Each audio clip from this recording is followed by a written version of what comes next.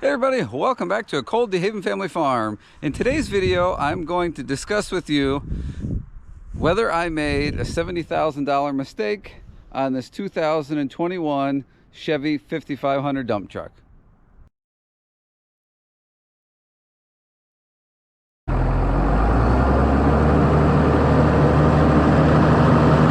So I just pulled the truck out of the shop there. I like to clean everything good once a year, so you're going to see the truck is really shiny. I used a product called New Finish. It's like a car polish as opposed to a wax. Did a nice job. I also went through and did the fluid film undercoat on the whole bottom of the box, the frame, up underneath everything. I just got done doing that. If there's any wind noise in this video, I apologize. It's starting to get windy, but I felt like you're going to be able to see things better outside than in the shop, even with the lights on. So this is my 2021 Chevy 5500. Obviously you can see it's a dump truck. Have owned this truck a year and a half. We bought it, it was kind of a leftover, and part of the reason it's a leftover is because it's a two-wheel drive truck. It's not four-wheel drive. And in this video, I'm going to reference quite a few times a previous truck that I owned, which was a 2005 Chevy 4500. So I'm going to be making a few comparisons there. But anyway, so it's a two-wheel drive truck. My 4500 was a two-wheel drive truck. I owned that truck over 10 years. Once in a while, I got it stuck, but you had to be careful what you're doing with it. It was fine. I didn't care. Fuel economy is a little bit better, so I think that's why it was a leftover. Let's take a walk around the truck here. I'm going to kind of give you an overview, a few details on the truck, just show you a couple things, and then I get into why I'm not sure if this was a mistake. So this is I think it's 11.5 foot bed on the truck. I put this hitch tube there. Obviously you can see some D-rings and things. The truck has two toolboxes on it. These, we put those on, one on each side. One keeps chains and binders, and the other one has all sorts of stuff that you might use on a job. Pipe fittings, some spare grass seeds, some tools are in that toolbox. I almost wish I bought a longer one. Anyway, so this truck, you cannot buy these as a gas engine, with a gas engine.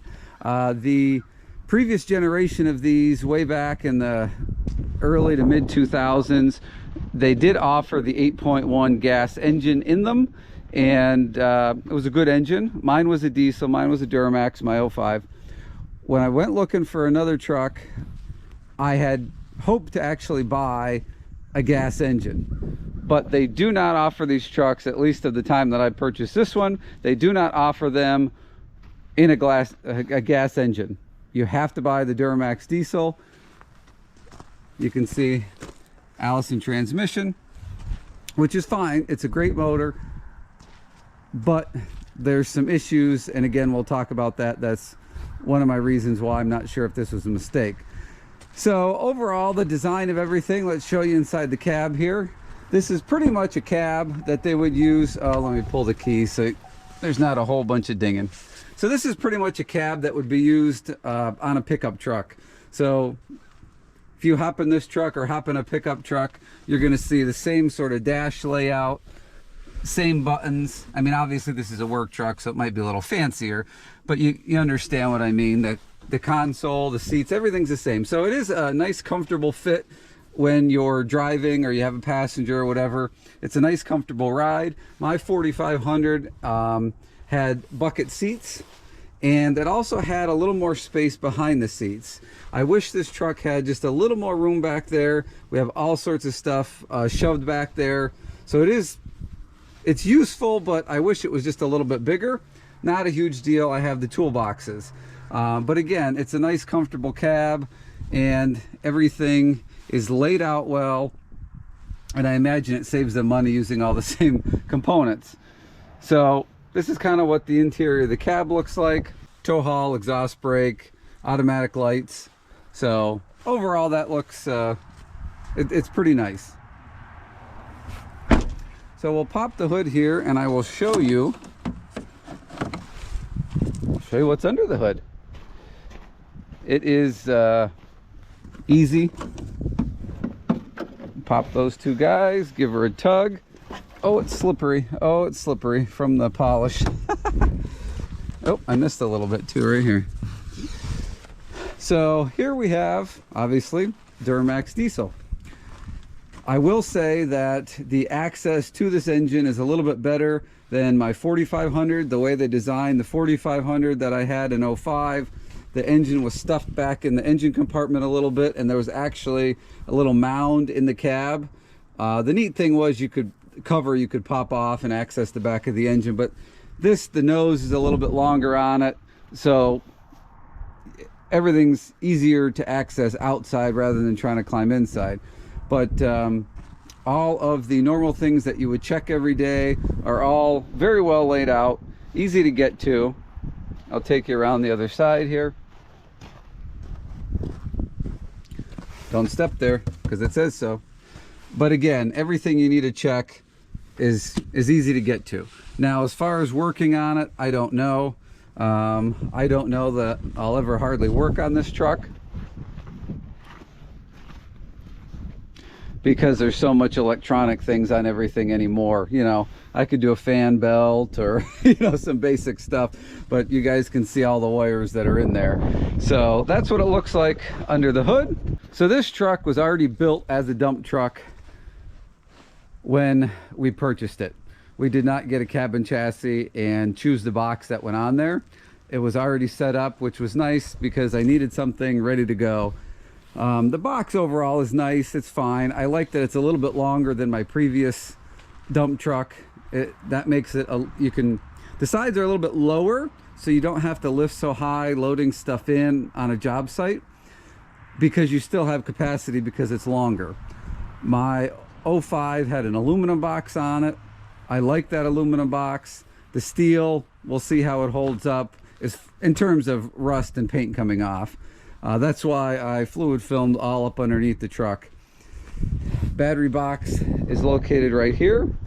And I will say that the ground clearance on this truck is not great. If you can see, there you go. Can you see? Hang on. I know it's hard to tell, but the tip of the exhaust is right there.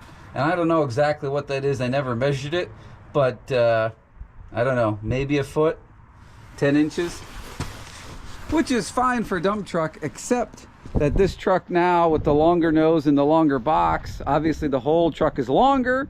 So if you need to go over kind of a little mound or something, there's a greater chance of something, you know, being able to hit the middle of the truck up underneath. So you have to be careful about that too. So again, there's just a quick overview of the truck.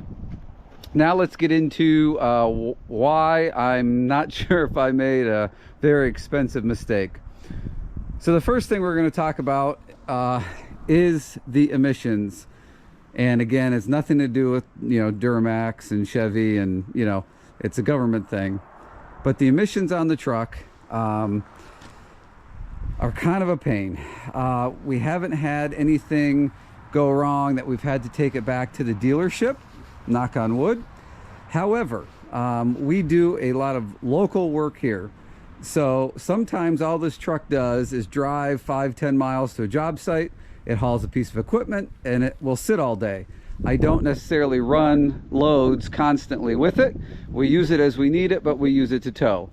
So what I had happen quite a few times since we've owned it is, because we're not running it very far, very fast, things are not heating up, and it wants to regen a lot.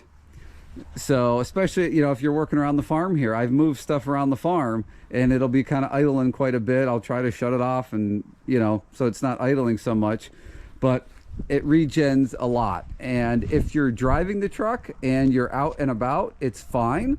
If you are just, let's say, just getting home and the message comes on the screen that says cleaning exhaust filter, keep driving, or something like that, you either have to keep driving the thing for another 30 or 40 minutes, or you have to park it and let it do a regen on its own.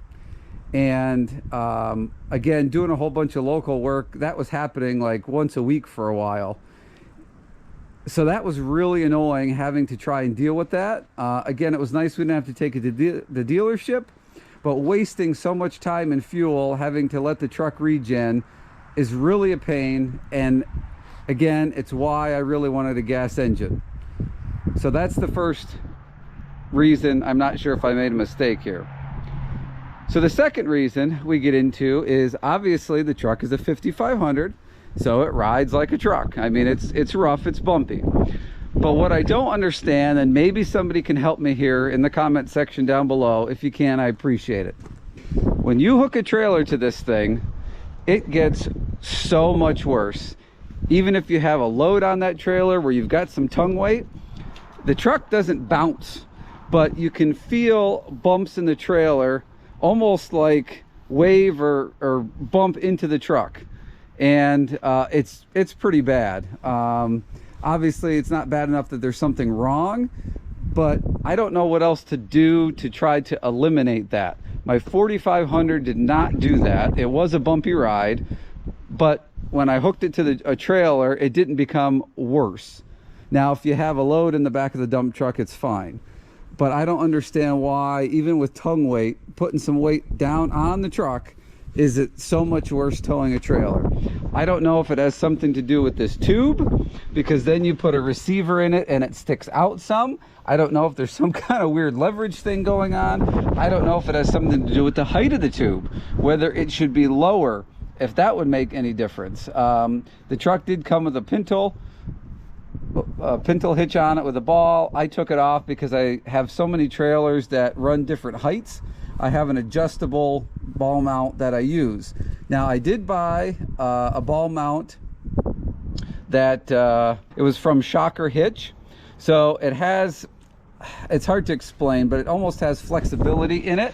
So it's supposed to absorb some of the rough ride.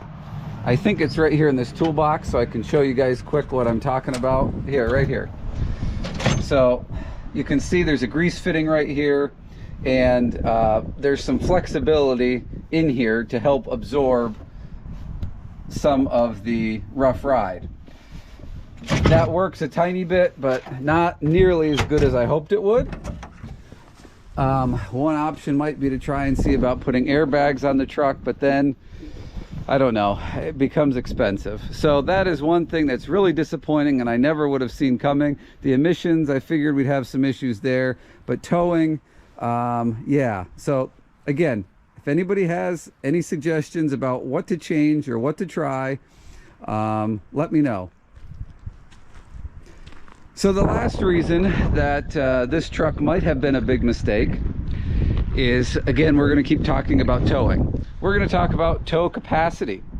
So this truck has a gross combination weight of 26,000 pounds.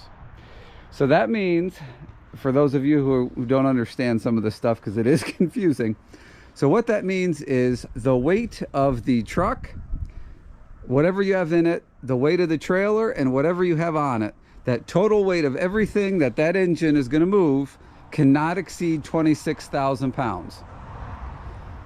So the truck weighs empty about 11,000 pounds. It was maybe 100 pounds over. We'll call it 11,000 pounds. So that leaves me 15,000 pounds that I could tow.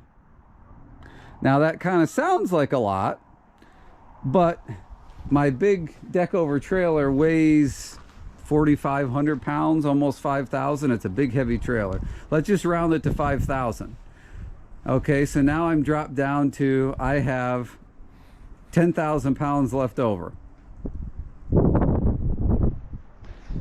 So I can put my mini excavator on there, track skid steer on there, individually, not at the same time, but the track skid steer weighs about 10,000 pounds on its own.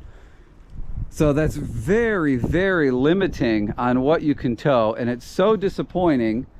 You know, here you have this heavy, bigger frame, bigger brakes, bigger tires. You know, it was built as a truck to do work, and you're limited to 15,000 pounds towing. You can buy a $3,500 and tow more weight with a 3,500 than you can with this 5,500. Does it make any sense to me? Obviously there must be some limiting factor. I don't know what it is. It makes no sense why a bigger, heavier truck that would be safer towing a heavier load with the bigger tires, the bigger brakes, why that can tow less than a 3,500. So, you know, when you're talking about expanding a little bit, maybe buying a small bulldozer, things like that, like a D3 Cat, I think is somewhere around, is it 15,000 pounds roughly, give or take. So I can't tow a D3 bulldozer on there. You know, mini excavator, you can't go above a 10,000 pound machine. Or if you have a skid steer on there, you know, my track machine is about 10,000 pounds. Well, what if I need to take an attachment with me somewhere that weighs another 500 pounds? You got the bucket, like, you know, so you accumulate, you know, another 1,000, 2,000 pounds on there. So do I think the truck can handle a little more than what they've rated it for? Yes, I do. The problem is if DOT stops you, there's all kinds of paperwork, and I believe it's even on the door jamb. We could double check, I don't remember. I know it was in the owner's manual, that's how I found it. I can't remember if it's on the door jamb or not. All right, well, I don't see the combination weight here, but the individual weight of the truck, you can't go over 19,500 pounds. Yeah, that's just the truck itself and the load it's carrying. So it must be where I found that was the owner's manual. And I think if you look online at Chevy's website, you will find that same piece of information. So that is so limiting to spend that kind of money on a nice medium duty truck and not be able to tow very much with it. So those are the reasons why I'm not sure if I made the right decision. Again, we've been running the truck over a year and a half now. We'll be approaching, yeah, year and a half. So in some ways it's very limiting on what you can do. This is the biggest truck right now that I own, and again, I'm not sure if I should keep it around or get something a little bit bigger. All right guys, there you go. There's a little overview of the truck and 3 reasons why. I'm not sure if it was a mistake or not.